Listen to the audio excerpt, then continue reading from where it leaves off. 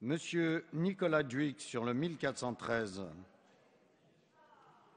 Merci, Monsieur le Président.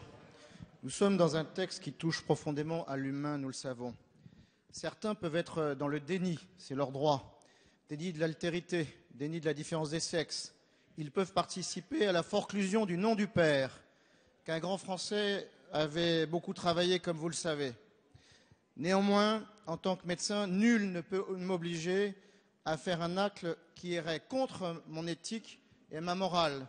Je pense donc que l'amendement que nous soutenons est un barrage contre une déferlante de déraison, une déferlante qui nie le principe même à l'origine de toute source de vie humaine, quels que soient les choix respectables de tout individu adulte.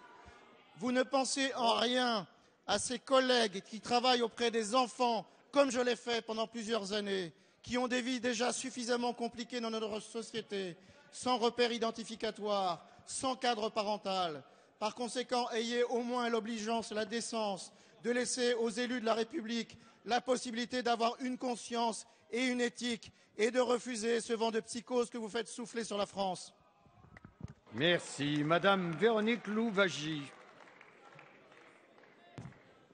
Merci, Monsieur le Président. Donc, cet amendement fait état de la clause de conscience. J'y aurais trois remarques. La première, c'est d'entendre les maires, d'entendre les personnes qui œuvrent au cœur de nos territoires. En règle générale, ils ont une très grande disponibilité, un très grand dévouement, une grande énergie. J'ai en tout cas, et nous devons avoir énormément de respect pour eux. Nous devons soutenir leur action et à ce titre, nous devons les écouter. Nous ne pouvons pas ne pas les entendre. Le deuxième point, c'est de valider finalement les propos du président de la République qui étaient, je vous le rappelle, au-delà de la clause de conscience, puisqu'il a parlé même de liberté de conscience. C'est encore moins restrictif, puisqu'une clause, par définition, est encadrée, la liberté ne l'est pas. Le troisième avantage de cet amendement, c'est qu'il ne permet pas, il ne laisse pas le soin de justifier de la prise de position au niveau de l'élu. L'élu n'a pas à motiver ça ou ses raisons de ne pas appliquer tel ou tel acte civil. Donc, en ce sens, il n'y a aucune source de discrimination et je crois que sa rédaction nécessite que nous puissions adopter l'article 165 modifié comme il est proposé au titre de cet amendement. Merci, Madame. Le 1688, Jean-François Copé. Monsieur le Président, cet amendement, comme ceux qui viennent d'être exposés, vise au même objectif, réévoquer la question de la clause de conscience pour les maires. Je veux ici rappeler que lorsque le Président de la République s'est exprimé au congrès de l'AMF, il n'a laissé place à aucune ambiguïté. Il en a fait même un engagement qui lui a valu de ne pas être hué par les maires. Même certains l'ont applaudi, alors qu'il y avait quelques vraies raisons pour eux de se préoccuper de la manière dont ce gouvernement traite les maires depuis qu'il est en responsabilité. Tout à l'heure, nous avons subi un amendement par la loi qui veut que vous êtes, comment dit-on, politiquement majoritaire, donc vous avez juridiquement raison. Nous avons retrouvé là une ambiance qui nous rappelait, pour nos jeunes années, ce que nous avions vécu en 1981, cette manière si agressive que vous avez de nous imposer par le passage d'un samedi après-midi de cet amendement qui nous a beaucoup choqués en donnant le sentiment qu'ici, les actes de mariage que nous faisions jusqu'à présent en tant que maire n'étaient pas républicains. Quelle honte d'avoir adopté un tel amendement cet après-midi. Je veux dire sur ce point que la clause de conscience, elle a été défendue par le président de la République en un après-midi de novembre au Congrès des maires de France et qu'il me semblait que cela valait parole authentique. Je constate qu'il n'en est rien. Le comportement de la majorité aujourd'hui voulant obstinément s'opposer à cette clause de conscience, qui est pourtant, me semble-t-il, une manière, une nouvelle fois, de respecter les consciences, me renvoie à une dernière remarque. Je suis, comme beaucoup de mes collègues de l'opposition, et je le dis ici, très mal à l'aise, de nous entendre dire toutes les deux phrases que nous sommes réactionnaires, Monsieur Leroux, conservateurs. Je regrette que vous vouliez incarner la modernité, alors qu'en réalité, vous n'incarnez que l'arrogance sur ce qui relève seulement de la clause de conscience et de l'intimité la plus profonde de chacun d'entre nous. Et je veux vous dire ici que je le regrette profondément. Merci. Monsieur Guillaume Chevrollier. Le 1733. Merci, Monsieur le Président. Cet amendement vise à prévoir expressément dans la loi que le maire et ses adjoints, officiers d'état civil, peuvent refuser de célébrer un mariage. Dans la mesure où le maire n'aura pas à motiver la raison du refus, il n'y a donc aucun risque de discrimination. De plus, comme cela a été dit par mes collègues, cet amendement vise tous les mariages, sans préjuger du fait que le mécanisme sera utilisé uniquement pour les couples de même sexe. La liberté de conscience a d'ailleurs été reconnue, ça a déjà été dit par mes collègues, pendant une certaine journée du Congrès des maires par la plus haute autorité de notre République, à savoir le président de la République lors du Congrès des maires. Nous avons tous entendu ces propos, exprimés d'une voix ferme, entraînant l'adhésion de nombreux maires réunis à cette occasion. Et ces nombreux maires que nous avons rencontrés à l'occasion des cérémonies de vœux dans nos circonscriptions, une grande majorité d'entre eux sont inquiets par ce texte. Et beaucoup d'ailleurs ont signé une pétition qui a recueilli plusieurs milliers de signatures, qui exprime un véritable malaise par rapport à ce projet, face au changement de civilisation qu'il entraîne dans notre société, qu'il crée maintenant et derrière la perspective de la PMA et de la GPA. Donc le président de la République semblait avoir compris ce malaise avec ses propos conciliants, reconnaissant le principe de la liberté de conscience, l'objection de conscience existant déjà dans notre droit positif, on le connaissait au niveau du service national, on le connaît pour les médecins, les avocats, les chercheurs qui travaillent sur les embryons humains. Donc sur certains sujets graves, sur des sujets de société, et le projet de mariage en est un, tout le sujet de l'altérité sexuelle et de l'éducation de l'enfant par un père et une mère, c'est loin d'être négligeable, donc on voit bien que c'était adapté à la situation. Mais dès le lendemain, le président de la République est revenu sur ses propos, ce qui a déçu beaucoup d'entre nous.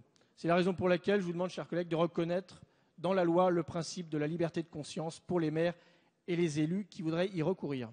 Merci. Madame Marie-Christine Dalloz. Non, pardon. Monsieur Jacques Lamblin. Je ne vous avais pas vu. Merci.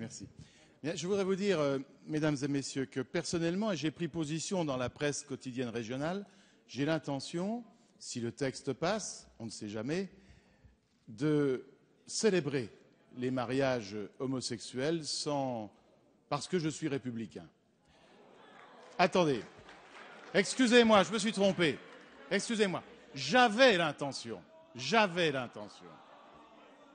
Parce que j'ai évolué, parce que manifestement, votre texte, c'est une valise à double fond. Derrière ce texte, il y a la gestation pour autrui et la protection. Mais oui. Et derrière ce texte, pas dans le texte, derrière le texte. Et je ne veux pas être complice. Je ne veux pas être complice du développement d'un tel système. Je vous rappelle qu'à plusieurs reprises, j'ai posé la question à Madame la ministre. Êtes-vous d'accord pour pénaliser ceux qui introduiraient en France un enfant né par eux, par gestation pour autrui, un enfant fait dans un pays étranger, par une pauvre fille, parce que c'est ça que l'on aura payé avec son fric. Et ça, vous n'avez pas voulu prendre engagement sur ce plan-là. C'est quand même assez grave. Maintenant, j'en viens à la PMA, procréation médicalement assistée. J'attire votre attention sur le fait que vous créez une inégalité. J'en ai déjà parlé ce matin. Deuxièmement, ne l'oublions pas, vous créez avec la PMA une fiction invraisemblable pour l'enfant. Car l'enfant, à un moment donné, découvrira qu'il ne peut pas avoir deux mères et pas de père, ou l'inverse.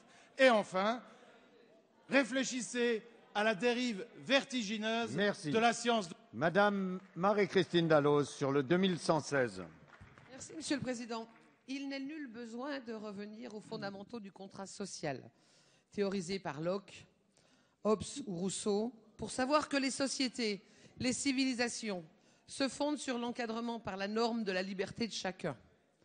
Procède notamment de cela que la loi se doit d'être impersonnelle et générale et que le droit positif est subordonné aux lois de la nature. Votre projet de loi d'ouverture au mariage aux couples du même sexe ne prévoit aucune dérogation pour objection de conscience.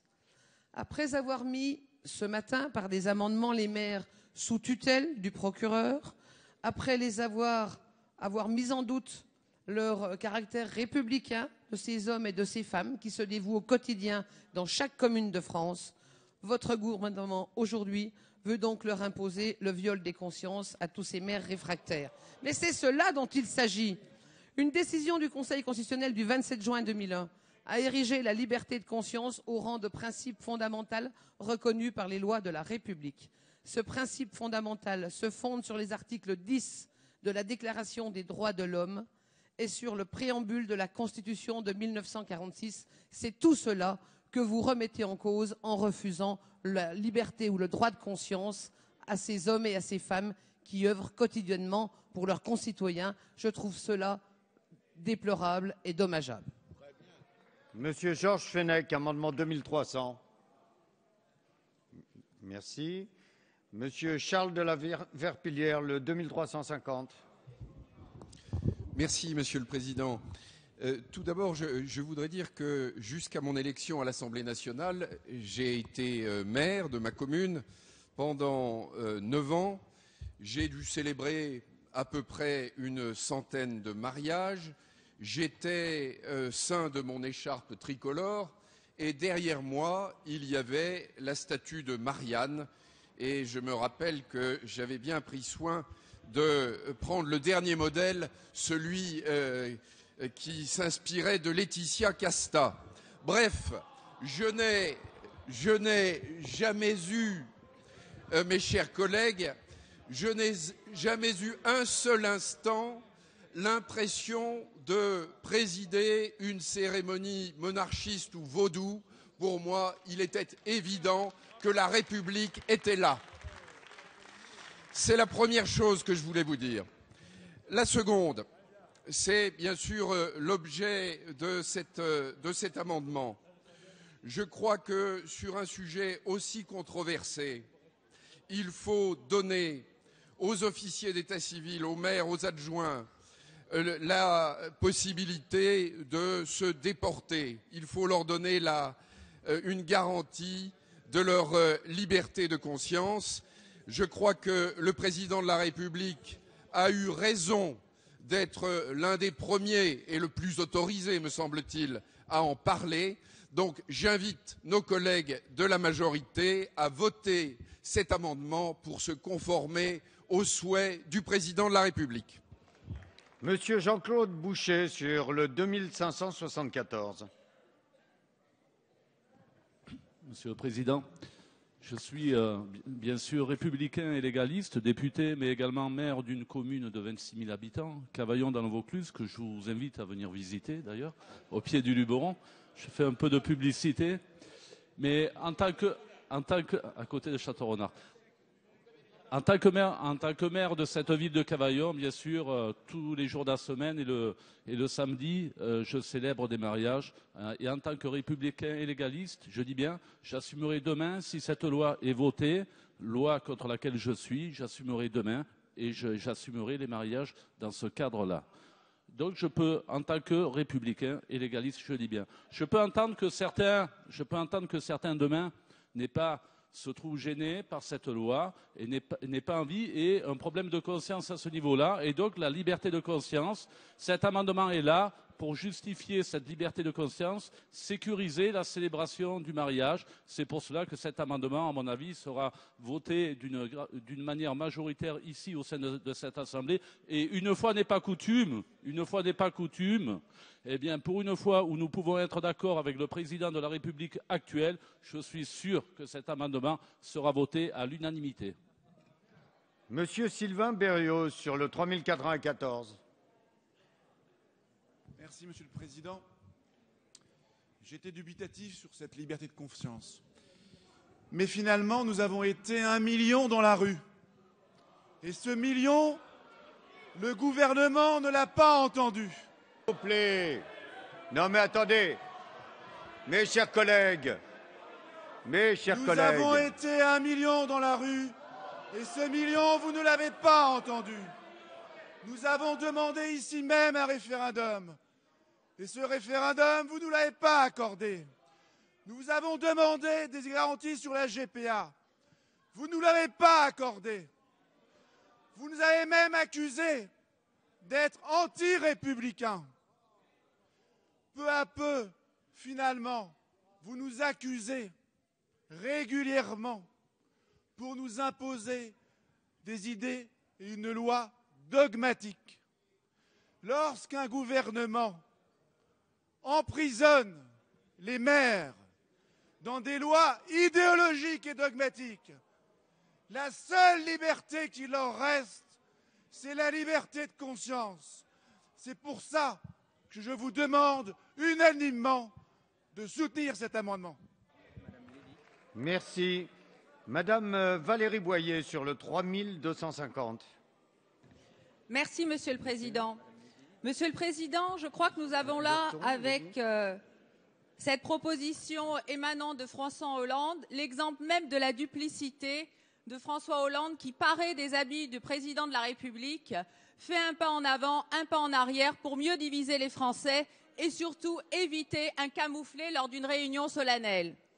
Cette liberté de conscience, le Président de la République l'a demandé pour éviter d'être mis devant ses propres turpitudes.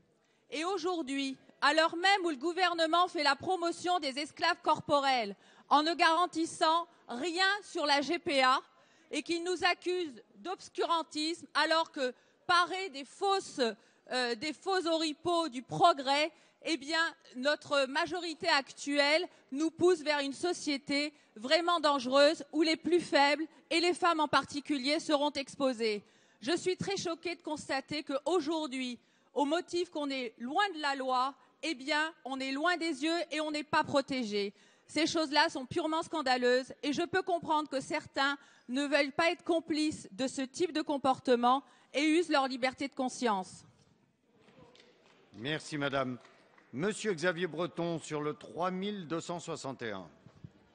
Oui, merci, Monsieur le Président. Avec ces amendements de conscience, on va les appeler comme cela, je crois qu'on essaye de concilier deux principes. À la fois le principe de la liberté de conscience et un autre principe qui est celui de l'application de la loi sur tout le territoire. Oui, il est normal qu'une loi, quand elle est votée, s'applique sur tout le territoire.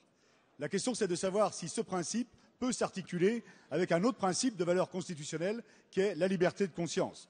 C'est un principe qu'a reconnu, on l'a tous dit, François Hollande devant le Congrès des maires, avant qu'il ne se fasse taper sur les doigts par les associations militantes qui ont été reçues le lendemain de ce Congrès des maires, alors que nous sommes 220 députés et sénateurs de l'entente parlementaire pour la famille à demander depuis le 15 octobre à être reçus par le Président de la République et que nous n'avons pas de réponse favorable à cette demande. Aujourd'hui, le Président de la République se fait taper sur les doigts par sa majorité parlementaire.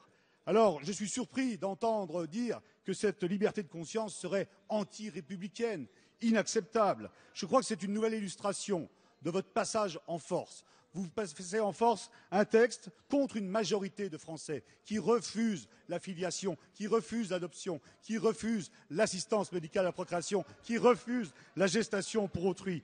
Et là, ce sont les élus que vous allez forcer maintenant qui n'auraient pas le droit d'exercer une liberté constitutionnelle. Je crois qu'avec cet amendement, on va avoir la preuve que vous êtes dans l'idéologie, dans le passage en force, et pas du tout dans la recherche de l'intérêt de notre pays.